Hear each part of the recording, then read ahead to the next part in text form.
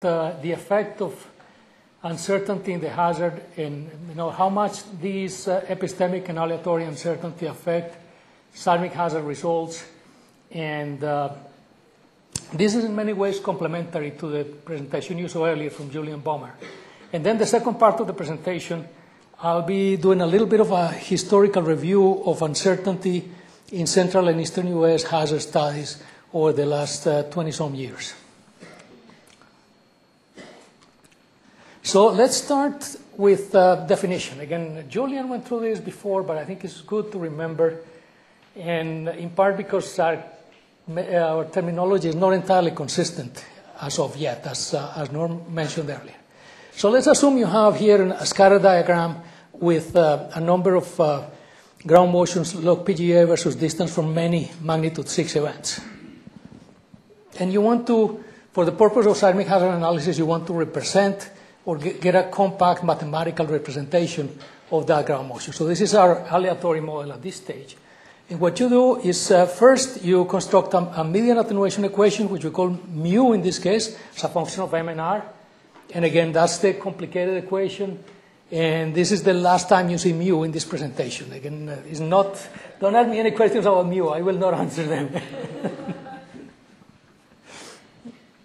Now, of course, there's significant scatter, as you know, and we need to characterize that. We know very well that it would be unreasonable to assume that all events are going to give you exactly the same amplitude under all conditions, even if they are in the same site conditions, say rock in this case.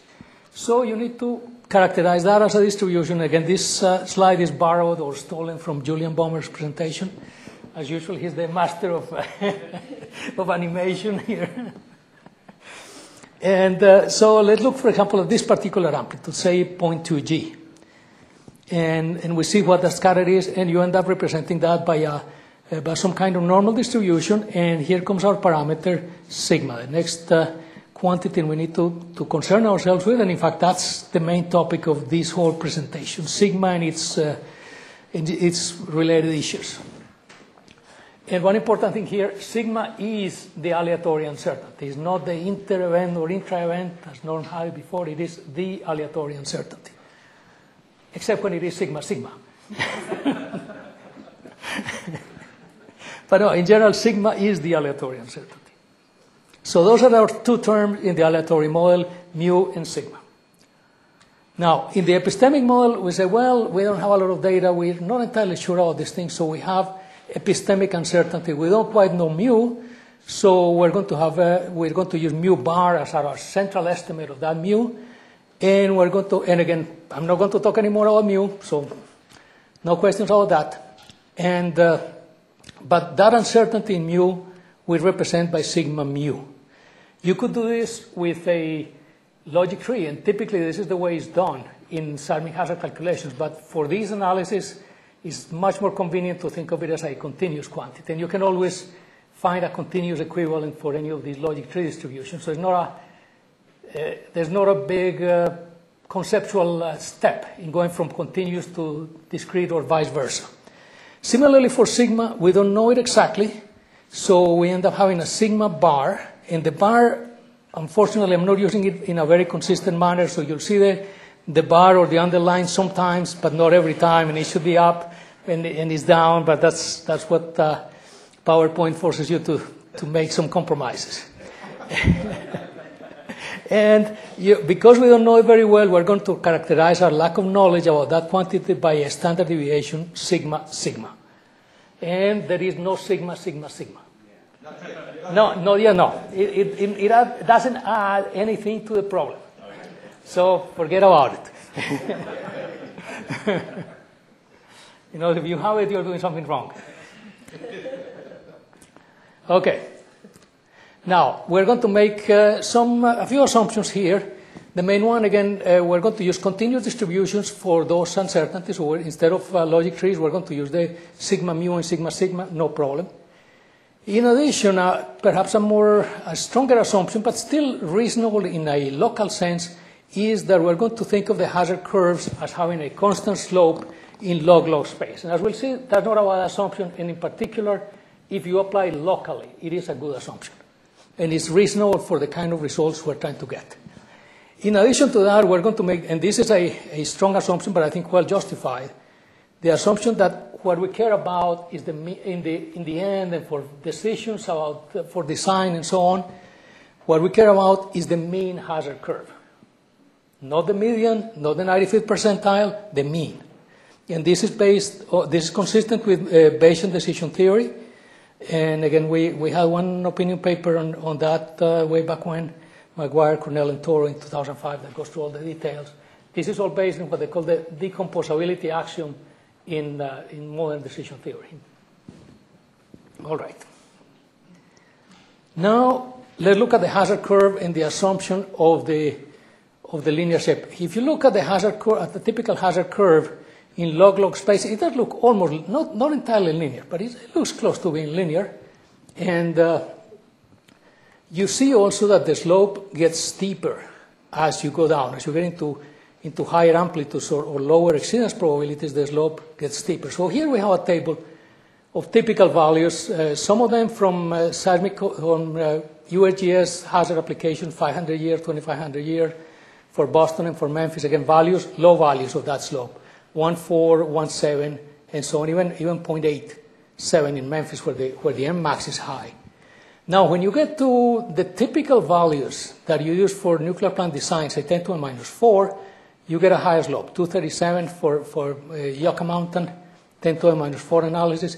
If you get to performance assessment, again, when you're looking at really, really rare events, you get much higher slopes. Again, the Yucca Mountain at 10 to the minus 8 is 3.75.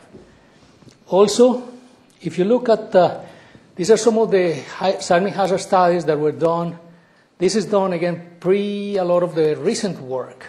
This is based on essentially EPRI-SOG analysis and EPRI-SOG attenuation equations.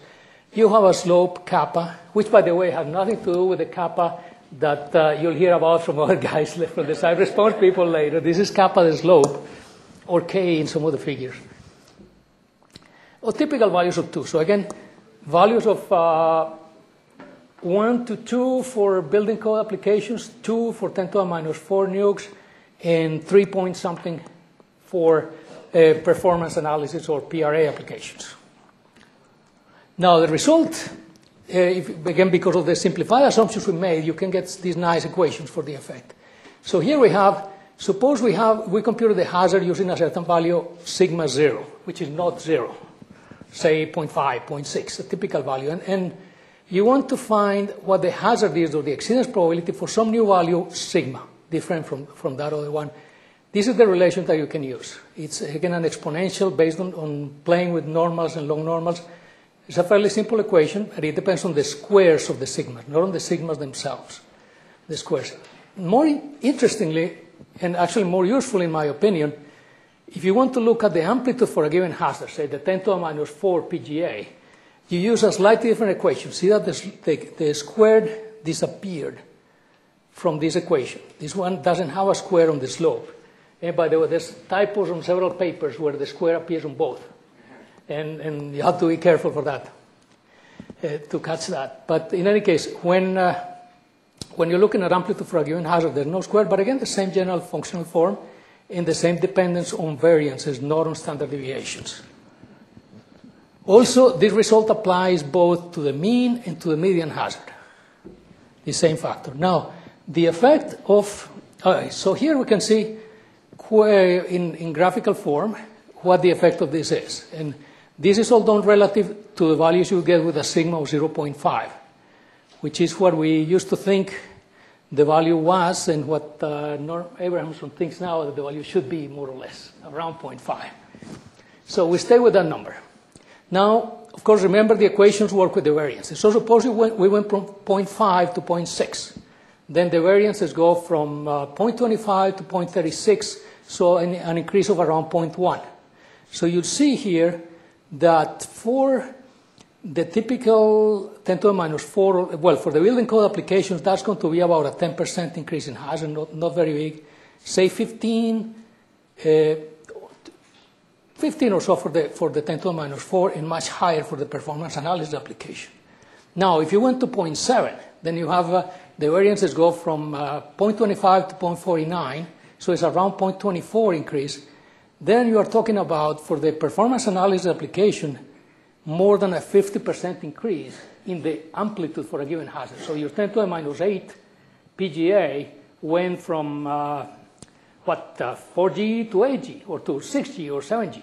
So it is, it is a big change. So you have to, in these situations, you are very sensitive to the choice of sigma in applications where the slope is large. Now, the effect of sigma mu is very similar in terms of the equations. Again, the same kappa squared and kappa here, and sigma mu squared in both cases. So again, very similar, not surprisingly, because the equation, again, with the normal distribution assumption, which is a reasonable assumption, you get a very simple result. And graphically, you see something of this kind. Now the x-axis changed a little bit, so what was linear before is now parabolic. But you see that, again, an increase of 0.1. So let's say a 0.1 sigma mu doesn't get you a very large increase in the hazard, say less than 3, 4, 5%, regardless of the slope. But as you get to 0.2, 0.3, you get significant larger effects, but still, say, less than 10% or around 10%, except in the performance analysis application. But there you're beginning to see the effect of sigma mu, of epistemic uncertainty in the median motion. Now, finally, the effect of sigma sigma. Now, the equation, I'm not going to try to explain it in a qualitative sense. It's a much more complicated equation. And you need to make the assumption that the product kappa times sigma sigma is less than 1. If it's greater than 1, everything blows up, as you'll see here. And here's again, here we have result, again, relative to a sigma bar or sigma of 0.5. So we have a sigma aleatory. Well, actually, in this case, it should be sigma squared plus sigma aleatory squared equals 0.5. So this is not entirely realistic now. But in any case, just as for the sake of example, let's use this. And you see that when sigma sigma is on the order of 0.1 or even 0.2, well, 0.1 to 0.2, the effect is not very large for the 10 to the minus 4 applications or for the building code applications. But for the performance analysis application, 10 to the minus 8, the effect is very large. You're doubling the hazard if you have a sigma sigma of 0.2, and you are increasing it by a little bit more than 10% if you have a sigma sigma of 0.1. So again, the effect, except for the performance analysis, the effect is not very large when you are, say, 0.1 to 0.15. If we think of 10% as our limit of precision, again, things smaller than 10% are very hard to quantify and pin down. If you think of 10% as that limit, then sigma sigmas on the order of 0.10 to 0.15 are not, don't give you a very large effect. And the sensitivity, again, from this exercise is actually, what I should have said is the effect of sigma and sigma mu depends on the slope and on the variance, the total variance, which is sigma bar squared plus sigma mu squared, and it grows exponentially. So the implication of that is that it is much more important if in the upper tail, 10 to the minus 4 to 10 to the minus 5, which are the typical values for nuclear design, it's important, but it becomes extremely important for PRA and performance analysis applications, where you are looking at much more rare events. Also, the dependence, another conclusion is the dependence goes with sigma squared total, which is equal to, actually there's a missing equal sign here, which is equal to sigma bar squared plus sigma mu squared, so, and its variance, it goes with the variance. And again, the important thing that is not stated there, it's all related to variances, not to standard deviations. And the sensitivity to sigma sigma grows very rapidly when that slope, when the product of the slope times sigma sigma approaches 1. But in many situations, we're below that. We're in a region where the effect is not very large. Now we're going to shift to the next second part of the presentation, where we look at a historical review of what the ground motion uncertainty has been in past times in the central and eastern U.S. for, again, the last 20-some years. And we start with some of the work that we did in 88 and 89 for EPRI. And again, we try to quantify each study in terms of its shock level, because some of these studies are pre-shock. So it takes some extrapolation to assign it to a shock category. But these were more or less level 2 to 3 for the early ones, 88, 89. 93, I think, goes to a level 3 because there were a number of experts. So there were people in the role of experts and there were people in the role of integrators. It was very, very loose in many ways because it was pre-shock. Then some work for Canada that was done by Geometrics in 1997. I qualified that as level 2. I don't know if that's right. Bob Young says yes. Then the shock work was done in 1997 as part of shock in order to exercise the shock methodology for ground motion. Dave Bohr and myself and others were involved in that work. But I put an asterisk on that one and also on the TIP project because in many ways these were academic exercises. These were not specific projects to get results that were going to be used in real life applications. So I think there's a little bit of that academic experiment in them. So I think to some degree they should be downweighted in that analysis. I also have Yucca Mountain. Again, that's not Eastern US, but it was level 4. And there are some lessons that we can draw from that. And the more recent EPRI 2004, and that were level 3, by the way. And I put 2 asterisks because the results I'm going to show you do not include magnitude conversion, which increases the epistemic uncertainty. But actually, it's appropriate not to include it because that magnitude conversion is no longer going to be a problem. It was a problem in those days. Now, with a consistent use of moment magnitude, is not.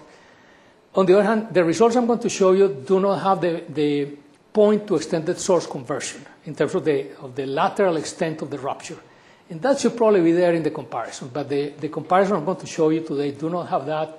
So if you see a sigma there, you may think, you should remember that if we had included that conversion, the sigma would be even higher than what I'm showing you.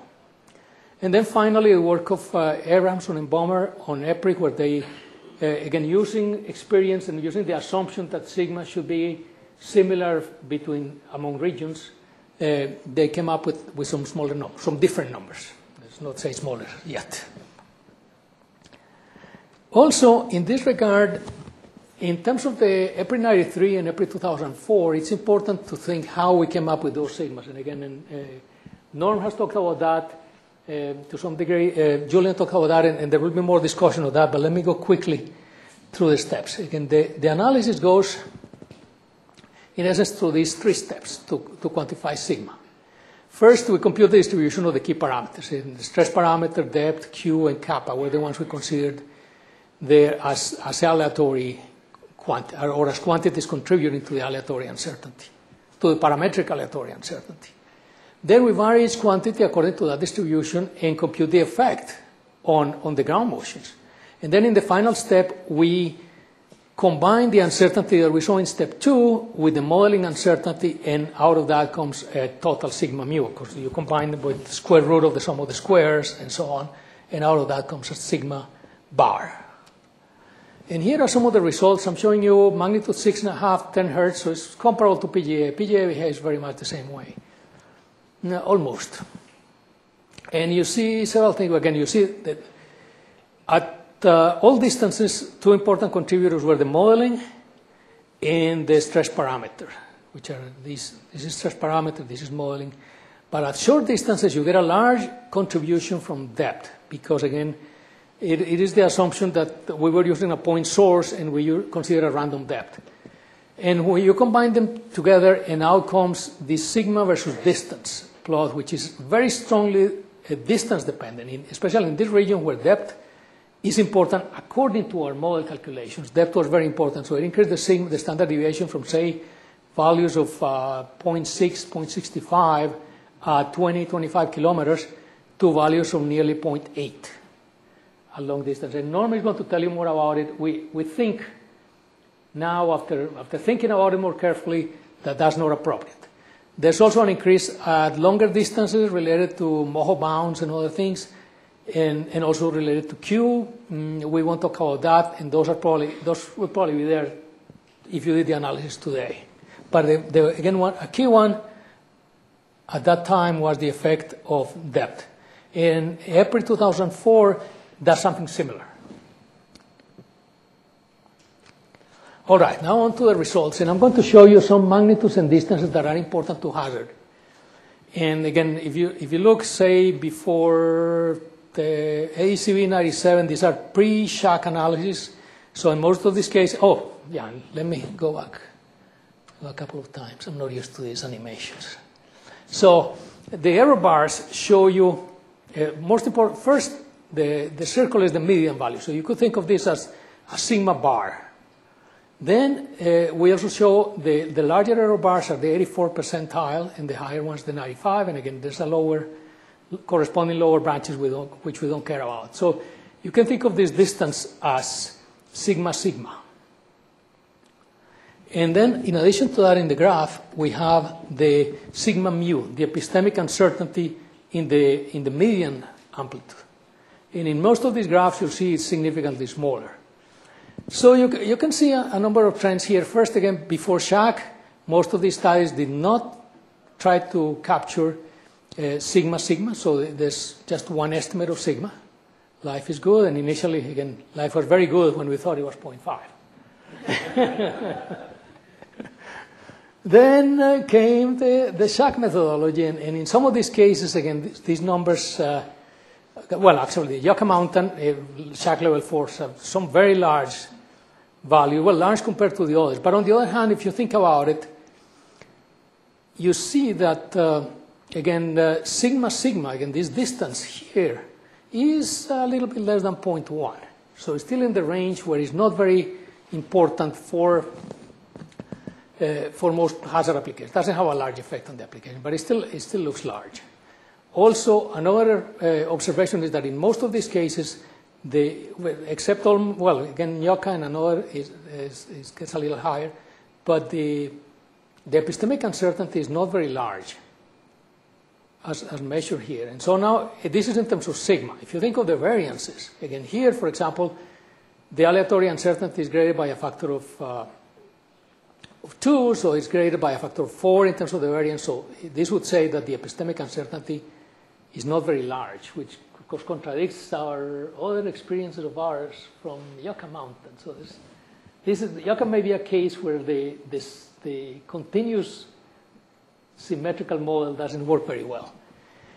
The other trend you see, and I'm not sure we can get too optimistic about it. You see a consistent reduction of sigma sigma as a function of time. And you might say, well, okay, we're really converging. But I think it still takes a lot of work for the next step. Again, NGA East is going to be here or maybe here. But it takes a lot of work to get these numbers right. But the more important lesson here is that the key number that we really need to worry about the most is sigma bar. The central, as long as sigma sigma is in a reasonable range, again, 0.1 or less, the number we really need to worry about is the central estimate of sigma. And that's why it's important to get to this. And another important consideration there, and I didn't say it earlier, I said in the presentation earlier that the mean hazard does not consider the distinction between aleatory and epistemic uncertainty in ground motion.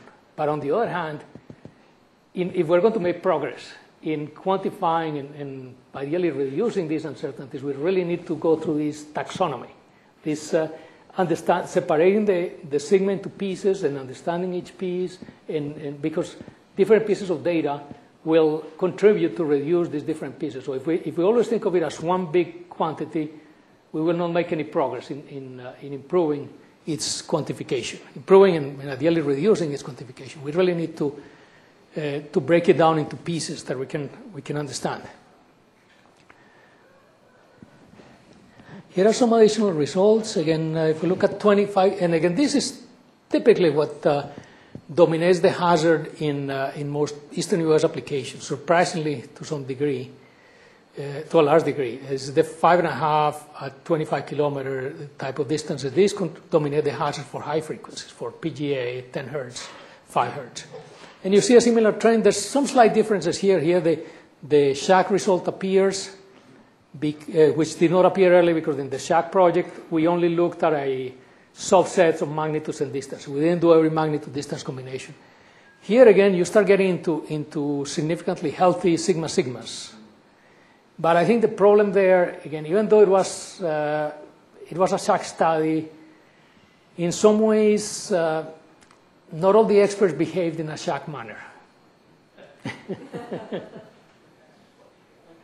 So I think you see the effects here. Again, the SHAC process requires a lot of work and a lot of feedback and a lot of open minds from the experts and from the TI or TFI. But also you see, if you compare to the earlier figure, you see slightly lower sigmas for some of the models, particularly EPRI 93 and also EPRI 2004, because of we're moving to 25 kilometers, so we get less effect from distance. When we look at long periods, which for us is 1 Hz, 10 seconds will be even worse. You get into higher sigmas, and higher sigma, that's the general trend, but the picture is not as nice as before. And you get into situations where the epistemic uncertainty is as large as the aleatory uncertainty. And that makes sense. Again, we're making estimates for much longer distances and much greater magnitude. Actually, distance helps you to a large degree because you have more data and because in many ways the problem is more like the standard seismology wave propagation problem. But more importantly, again, you're dealing with magnitude 7.5, so you have a large uncertainty about source scaling and so on. But the uncertainties are high, significantly higher, and the epistemic uncertainty is large. The one thing that helps you to some degree, and I don't show it here, but that's generally the case, the slopes become flatter for long period motions. And so the sigmas are greater, but the slopes are higher, so the effects are not as bad, but the effects are significant, and that's one place where we're going to have a significant challenge in this project because we're going to 10 seconds. And 10 seconds is going to have some effects that you don't see at peak acceleration. Again, there's directivity, there are many other effects that may be important there. And so a few observations from these comparisons. Again, the quantification of sigma mu, and sigma is still evolving, and it's a challenging process that requires, again, a very concerted SHAC effort and a lot of study on the side to pin it down. In most of the cases we saw here, especially, well, at least for peak acceleration or for high frequency, a sigma bar, or the central estimate of sigma, is the largest uncertainty, the quantity that is most important for the calculation of seismic hazard. In some cases, sigma may have a significant effect for the 10 to the minus 8 hazard. Some of the cases we saw, for example, in some of the earlier work, if those were valid, if those sigmas that were obtained, say, on the Yucca Mountain and on the SHAC work were the true sigma, then those would have a significant effect on the results. And the reasons, I'm trying to diagnose those issues. Again, the typical problem, again, too little data is a problem we have in the East, and a problem we're going to have for many years. There's bad metadata and possibly a few bad data, but that's improving, and that's why there's a significant effort as part of this project in data collection and good metadata for all these studies and making sure that all the data is quality controlled and vetted and so on. The other problem, and again, this is something that we can do something about, is the effect of what I say, well-intentioned propagation of uncertainty in cases like MNR conversion, the effect of depth, region-to-region differences, etc. And the reason why that uncertainty propagation overestimates the total hazard it's a combination of factors. And I think almost any problem you can see in either of these two ways, and actually in many ways these are complementary ways. There's different ways to look at the same problem. One is ignoring negative correlation. For example, greater depths would be maybe compensated. The effect of greater depths, which you would say according to that model, or to that simplistic model, would give you lower amplitude, significantly lower amplitudes. You might say, well, but on the other hand, the stress parameter may be higher, and that would cancel out the effect and give you a lower sigma. Of course, a larger mean, but a lower sigma. Also, and again, the other one is simplistic physical models. These models probably do a good job when you're getting a central estimate using central values of the parameters. But if you start jiggling the parameters to get us an uncertainty, maybe these models are oversensitive to some parameters. For example, because you don't have the effect of a layer structure and so on. These simple mathematical models may not be appropriate in these situations. And another factor that may be in play here, and again here I think one of the issues, and I don't include it here in the calculation, but I think we need to, or the analysts need to have essentially what people call two hats. You have to do the number crunching, the uncertainty propagation, but you always have to be asking yourself, does this make sense? Is this reasonable? Have this continuous challenge on the assumptions? And that's one of the things the SHAC process provides in terms of feedback and in terms of interactions. That if there's something you're doing or something the analyst is doing that doesn't look right, it's very likely or more likely that either the analyst or some of the colleagues will catch it. Thank you. Did I go over too long? No. This is your last. Yeah, this is very it. Good. Thank you very much. I appreciate that. Thank you. So, if you have one quick question. One quick question? No? Okay. Thank you very much. I appreciate that. Thank you. Can I have this? Sure.